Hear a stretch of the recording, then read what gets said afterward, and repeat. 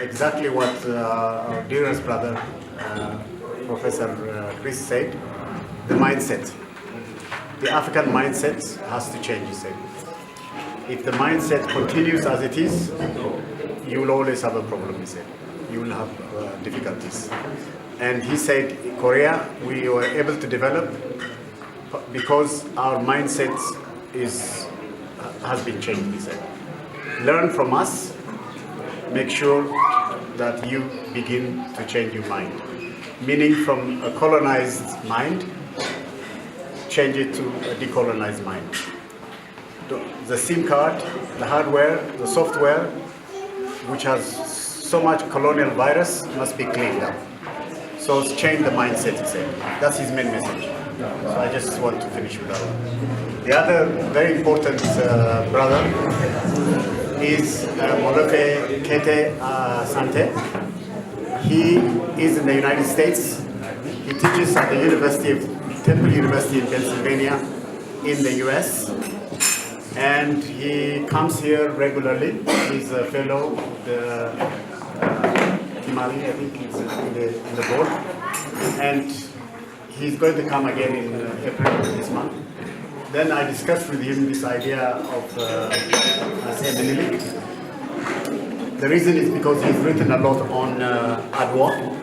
Let me tell you some of them. I just want to quote some things, what he said. After Adwa, Ethiopia became emblematic of Africa, African values and resistance, the bastion of prestige and hope to thousands of Africans who were experiencing the full shock of European conquest and colonialism.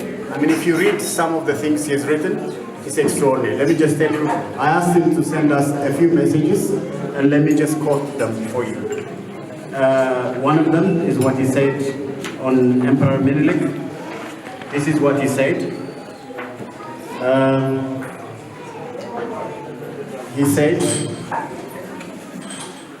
500 years of political, economic, and cultural dominance did not destroy us, but our dreams have been deferred and our spirits often distorted.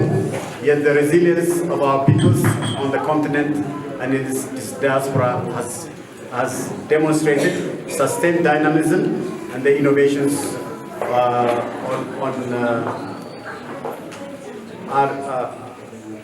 are yet to be fulfilled.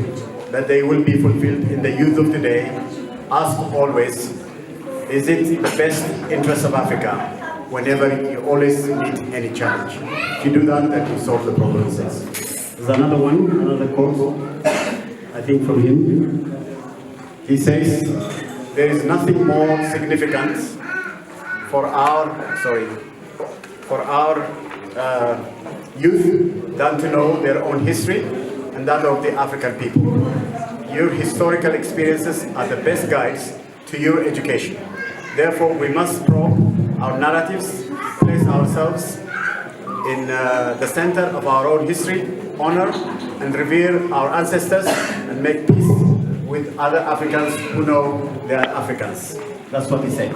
What he said about Menelik, as a Menelik, I quoted him for you.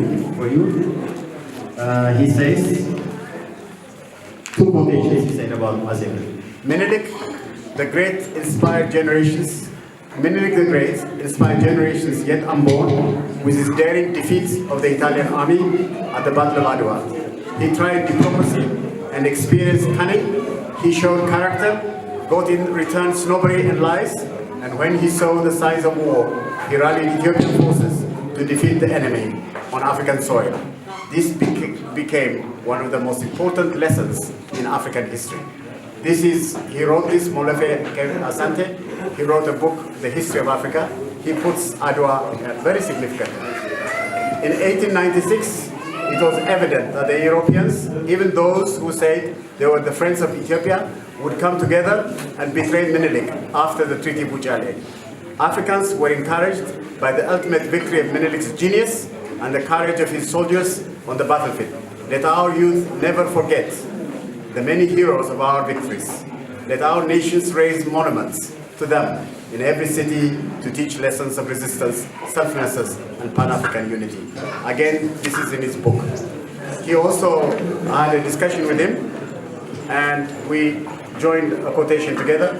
If in Brazil there was a newspaper called O Menelik, after the great Adwa victory was created, why not we in Africa fail to erect a statue in Southern Africa where Ethiopianism has inspired the liberation imagination of all Africans with the Second Ethiopian Manifesto declared after Adwa victory, 6 months after Adwa victory in 1896 in Southern Africa.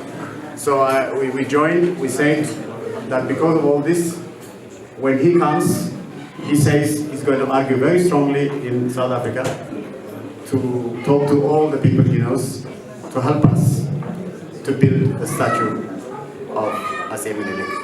He's a great thinker and great, our brother quoted him. And if you meet him, he's a lovely brother. I really love him. He's a wonderful guy.